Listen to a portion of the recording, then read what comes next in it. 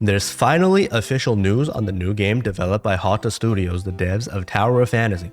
The game's official English name is Neverness to Everness, or NTE for short, and it's a cross-platform, open-world, urban exploration game developed with UE5, with the app icon looking like this cat girl on the left. The game's official description, according to the official Reddit, is Neverness to Everness is an open-world supernatural urban RPG developed by HOTTA Studio under Perfect World Games. In this anomaly-filled city, you'll make a dazzling entrance using your extraordinary Esper abilities to navigate freely and handle unexpected events. And our main character is going to be called an appraiser, apparently, confirmed through the Discord role. We will be running around the city using our Esper abilities to deal with anomalies as an appraiser. Sounds pretty interesting, and if you want to join the Reddit already, it's now open to the public. We also got our first video footage of the game on the officially linked fandom wiki page right here. Moving on. They've also already cooked up a website for both global and CN, localized in English, Japanese, and Korean, indicating a global, simultaneous launch. Let's see what we can find out about the game through this website, as all these posters are interactable and pre-registration is also open, confirming cross-platform, mobile, PC, and console releases. This poster here indicates that we will be able to interact with and stroke cats. This one here indicates that we will be able to buy and manage real estate.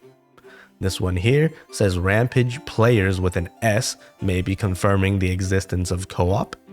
And the bottom has Racing Car Modification Shop written on it, so we can potentially modify our cars in the game GTA Los Santos custom style.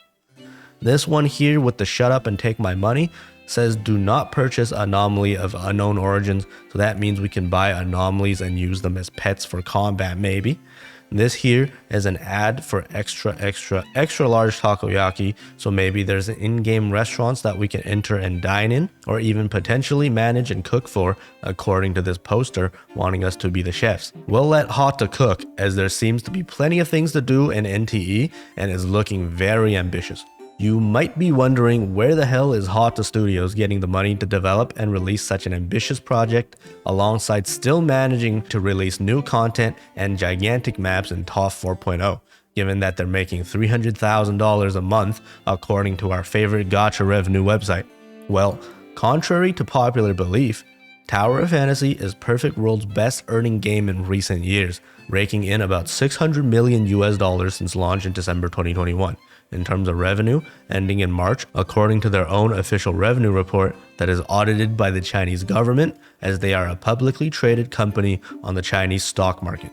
Also, with a small and efficient dev team of about 300-ish people at HOTTA Studios in Suzhou, China, which isn't a tier 1 megacity like Shanghai, where most game devs are located, with much cheaper labor costs, with about 2/3 of the people working on the new game after getting hands-on dev experience with ToF, barely burning any money on running ads, they've got plenty of R&D budget to cook with. Now, before you start doom posting the devs based off of your experience with the global version of ToF, I just want to point out here that the global version is published and managed by Level Infinite, aka Tencent, and not the devs themselves. You gotta realize that the publisher and the devs are not the same people to understand how ToF operates globally. The devs on CN, on the other hand, do listen to community feedback and actually respond very quickly, with bugs being fixed within hours and players' suggested content implemented into the game patch over patch. And they are recognized in the industry as one of the best and most competent dev teams in China, with them winning Best Game Dev of the Year in 2022, awarded by the Chinese Gaming Industry Committee, beating out others like MiHoYo's Genshin project team, 24 Entertainment that made Naraka Bladepoint, and Lightspeed Studios, a subsidiary of Tencent that made PUBG Mobile. They've also won Game of the Year for Unreal Open Day in 2022, with their developers doing multiple tech blogs on Unreal Engine development. ToF is also amongst the first batch of games that were confirmed by Nvidia's DLSS 3 announcement, alongside games like Black Myth Wukong. Is there even any other game that's cross-platform, mobile, and PC, where there's friggin' ray tracing, DLSS 3, and frame generation?